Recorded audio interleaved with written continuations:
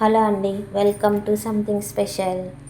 ఈరోజు నేను మన ఛానల్లో మిర్చి బజ్జీ ఎలా తయారు చేయాలో చాలా సింపుల్గా ఈజీగా జస్ట్ 10 మినిట్స్లో మనకి మిర్చి బజ్జీ ఎలా తయారు చేయాలో నేను చూపిస్తానండి. చూశారు కదా, ఈ విధంగా మనం మిర్చి బజ్జీ ఇంట్లోనే తయారు చేసుకోవచ్చు. ముందుగా నేనైతే పచ్చిమిర్చి తీసుకున్నానండి. వీటిని శుభ్రంగా కడుక్కొని కొంచెం ఆరబెట్టుకున్నాను.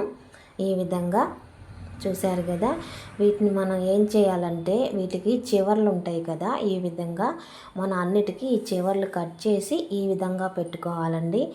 ఇలా కట్ చేసినప్పుడు ఏమవుతుందంటే ఆ బజ్జీ స్ట్రక్చర్ అనేది చాలా చాలా బ్యూటిఫుల్గా ఉంటుంది. చాలా కింద అనేది రౌండ్నెస్ వస్తుంది. చూశారు కదా, నేనైతే ముందుగా శనగపిండి తీసుకున్నానండి. ఒక 400 గ్రాములు అట్లా. సరిపడినంత సాల్ట్ వేసుకున్నాను. ఒక స్పూన్ వామ్ తీసుకున్నాను. ఆ వాముని ఇట్లా చిదుముకుంటూ వేసుకోవాలండి, లేకపోతే ఆ ఫ్లేవర్ అనేది పిండికి పట్టదు. ఈ విధంగా చిదుముకొని వేసుకోవటం వల్ల ఏమవుతుందంటే అది పొడి పొడి అవుతుంది కదా వామ్ అనేది, అది పిండిలో కలిసిపోయి ఆ ఫ్లేవర్ అనేది మనకు తెలుస్తుంది తినేటప్పుడు. ఈ విధంగా నేనైతే వామ్ వేసుకొని కలుపుకున్నాను. నెక్స్ట్ వచ్చి దీంట్లోకి చిటికెడు సోడా ఉప్పు యాడ్ చేసుకున్నానండి. జస్ట్ చిటికెడు అంటే చిటికెడే వేసుకోండి, ఎక్కువ యాడ్ చేయొద్దు. ఈ విధంగా జస్ట్ ఒక పించ్ అంతే. ఈ విధంగా యాడ్ చేసుకున్నాను. ఇది కూడా బాగా పిండిలో కలిసేటట్లు ఈ విధంగా కలుపుకున్నాను. చూస్తున్నారు కదా, అంత ఉప్పు సాల్ట్ వాము సోడా ఉప్పు ఈ విధంగా కలిసేటట్లు పెట్టుకొని నెక్స్ట్ వచ్చి వాటర్ యాడ్ చేసుకోవాలండి. వాటర్ అనేది కొంచెం కొంచెం యాడ్ చేసుకుంటూ కలుపుకోవాలండి. ఈ విధంగా థిక్నెస్ వచ్చేలాగా చూసుకోండి. వాటర్ ఎక్కువైతే యాడ్ చేసుకొని ముందుగానే పలచన చేసుకోవద్దు.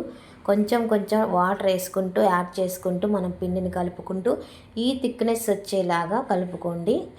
బజ్జీ స్ట్రక్చర్ అనేది చాలా బాగా వస్తుంది. చూడటానికి తినటానికి చాలా రుచికరంగా ఉంటుంది బజ్జీ అనేది. చూస్తున్నారు కదా, నేనైతే ఈ విధంగా కలిపి పక్కన పెట్టుకున్నాను. ఈలోపు నూనె పొయ్యి మీద పెట్టుకొని వేడి చేసుకున్నానండి. అదే చూశారు కదా, బజ్జీ అంటే ఒకప్పుడు బజ్జీ చేయాలంటే నేను చాలా భయపడేదాన్నండి. బజ్జీ అడిగారు ఇంట్లో తినటానికి అని అయితే మాత్రం నేను చాలా భయపడేదాన్ని. ఎందుకంటారా, ఈ నే బజ్జీ అంటే ఒకప్పుడు స్పూన్తో పచ్చిమిర్చిని ఇట్లా కోసి వాటిలో ఉన్న ఇత్తనాలన్నీ తీసి వామును ఉప్పు కలిపిన మిశ్రమాన్ని దాంట్లో పెట్టి అవి పక్కన పెట్టుకొని పిండి కలుపుకొని వాటిని తీసుకొచ్చి పిండిలో ముంచి ఈ విధంగా నూనెలో వేస్తాం కదా.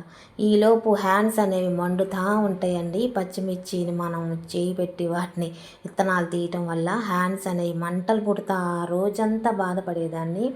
కానీ ఇప్పుడు బజ్జీ అంటే 10 మినిట్స్లో నేను ఈజీగా చేసి పెట్టుకోగలుగుతున్నాను మా ఇంట్లో వాళ్ళకి. చూశారు కదా, ఈ విధంగా ఎంత బాగా వస్తున్నాయో బజ్జీలు. చాలా సింపుల్ అంటే సింపుల్ మెథడ్ అండి ఇది.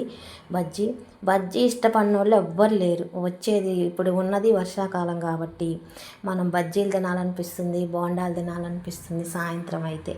ఈ విధంగా 10 అంటే 10 మినిట్స్లో మనకి బజ్జీ అనేది రెడీ అయిపోతుంది.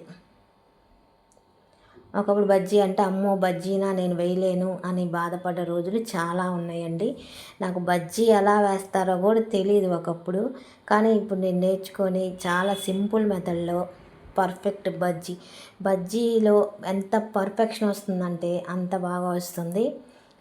ఆ పిండి కలిపే విధానం కూడా థిక్నెస్ ఉండాలండి, అది కూడా చాలా జాగ్రత్తగా చూసుకోండి. మిర్చిని ఈ విధంగా కింద భాగం కొయ్యటం వల్ల బజ్జీ కింద భాగం చూసారా ఎంత రౌండ్ షేప్ వస్తుందో, కోన్ షేప్ రాదండి. చాలా మంచి స్ట్రక్చర్ అనేది వస్తుంది. చూస్తున్నారు కదా, నేనైతే ఈ విధంగా బజ్జీలు వేసి తయారు చేశానండి. మా పిల్లలు కానీ ఇంట్లో వాళ్ళు చాలా అంటే చాలా ఇష్టంగా తింటారండి బజ్జీల్ని.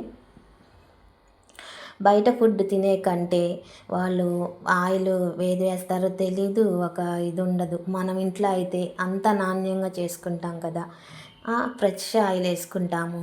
పిండి మంచిగా జల్లెడిచ్చుకొని మంచిగా చేసుకొని పెట్టుకుంటాం కాబట్టి చాలా హెల్తీగానే ఉంటుంది మన ఇంట్లో చేసుకున్నది. ఒక్క 10 నిమిషాలు మనం టైం స్పెండ్ చేస్తే హెల్తీ ఫుడ్ అనేది రెడీ అయిపోతుంది. చూస్తున్నారు కదా ఎంత బాగా వచ్చిందో స్ట్రక్చర్ అనేది బజ్జీకి. ఈ విధంగా ఆనియన్స్ చిన్న చిన్న సన్నగా కోసుకొని వీటి మధ్యలో పెట్టుకొని నిమ్మకాయ కూడా యాడ్ చేసుకొని మనం తినొచ్చండి.